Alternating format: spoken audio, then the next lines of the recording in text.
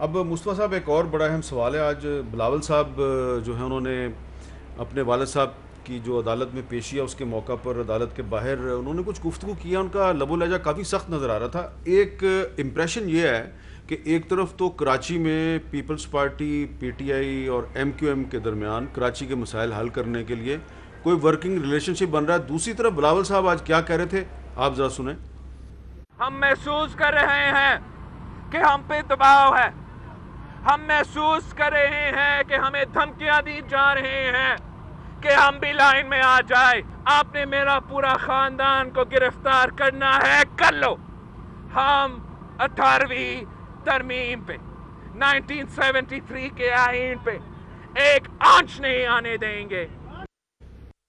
ये अब सवाल पैदा होता है कि आप उनके स्पोक्स पर्सन भी हैं, तो ये दबाव जो है ये क्या 18वीं तरमीम के हवाले से है? क्या दबाव है ये? दबाव में मीर साहब, अगर खुल के बात की जाए तो पिछले 2 साल में जो मुल्क की माशी सूरत हाल है वो कोई इतने बेहतर अंदाज से चलाई नहीं जा सकी।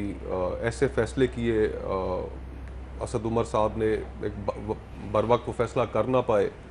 फिर उसके बाद जो फैसला किया गया, IMF की जो कंडीशंस थी, जो हमारे टैक्स के महसूलात रहे, मजमूई तौर पे जो हमारी माशी सूरत हाल है वो काफ़ी बिगड़ गई। अब उसमें वफाकी हुकूमत का यही ख्याल है कि हम अगर अपनी इसको मईशत को बेहतर कर सकते हैं, वफाकी हुकूमत अगर बेहतर कर सकती है, तो उसमें जो सूबों को 18वीं तरमीम के तहत और NFC के तहत जो इख्तियारात और माली वसाइल दिए गए हैं वो उनसे वापस लिए जाएँ।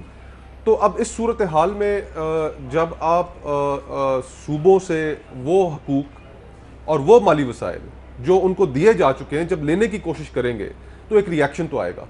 और ये रिएक्शन सिर्फ पाकिस्तान पीपल्स पार्टी का रिएक्शन नहीं है। बैरिस्टर सैफ साहब ने एक NFC के हवाले से एक बिल उन्होंने पेश किया था सेनेट में, और उसके ऊपर जब तकारीर शुरू हुई तो मुस्लिम लीग नून, उसके अंदर जमीयत उलमा इस्लाम, बलूचिस्तान की मुख्तलिफ पोलिटिकल पार्टीज, खैबर पख्तूनख्वा से ताल्लुक़ रखने वाली जमातें, तमाम सियासी जमातों ने एक पोजीशन ली अदर देन PTI कि जी आप सूबों से उनके वसाइल नहीं वापस ले सकते। और इस वक्त अगर आप पॉलिटिकल सिनेरियो में देखें तो सिर्फ एक जमात है जो इसके ऊपर बड़ी वाज़ेह पोजीशन ली हुई है, पाकिस्तान पीपल्स पार्टी।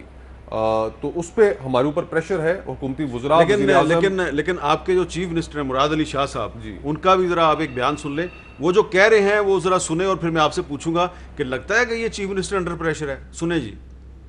किसी भी हालत में सिंध हुकूमत की एग्जेक्टिव पावर जो आइन में मौजूद है उनके पास किसी के साथ शेयर नहीं होगी।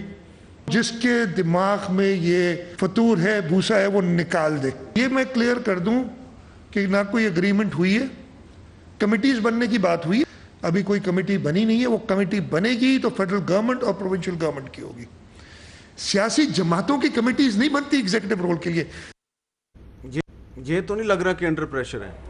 देखिए, एक पोजीशन है जो उन्होंने ली है, और उस पोजीशन में वो रिएक्ट कर रहे हैं, और जो इल्ज़ामात या जो कुछ क्या सराइयाँ अपोजिशन की जमातों की जानिब से कराची के मुतल्लिक की जा रही हैं, ये उसके बारे में जवाब दे रहे थे, और वो बड़े क्लियर है इस चीज़ में। और एग्जीक्यूटिव के अंदर सिर्फ उन्हीं लोगों का जो आइन और कानून इख्तियार देता है उनका हिस्सा है। अगर कोई ऐसी सियासी जमात जिसका नहीं है एग्जीक्यूटिव में हिस्सा और वो चाहे वो हिस्सा लेना, तो उसके ऊपर तो फिर हम रिएक्ट करेंगे। अच्छा, फारूक हबीब साहब, आपका क्या ख्याल है कि कराची के मसाइल हल करने के लिए अगर 3 बड़ी पार्टियां जो हैं, पीपल्स पार्टी, पाकिस्तान तहरीक इंसाफ और MQM, अगर इनकी कोई कमेटी बनती है तो इस पर किसी को एतराज़ करना चाहिए?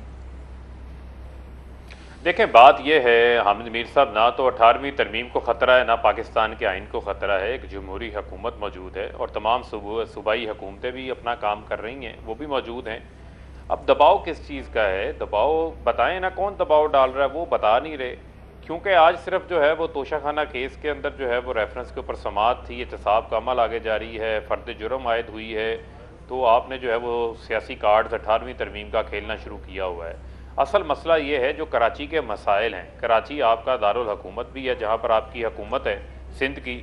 अब 250 अरब रुपया कराची से सिंध जो है वो टैक्स कलेक्ट करता है, और उसकी डेवलपमेंट के लिए सिर्फ 3 अरब रुपया रखा है इन्होंने। अगर NDA में 5 रोज़ में कराची के 3 बड़े नाले जो है वो साफ़ कर सकते हैं, तो ये 12 साल की कारकर्दगी ये है कि बारिश पड़ती है, पूरा कराची जो है वो डूब जाता है। कराची कूड़े करकट का ढेर बना हुआ है। कराची को जो है वो पूरी तरक्की के हवाले से जो है वो पीछे डाल दिया गया है। अब अगर उस कराची के हवाले से अगर तमाम जमातें जमा होकर काम करना चाहती हैं तो उसमें हर्ज क्या है?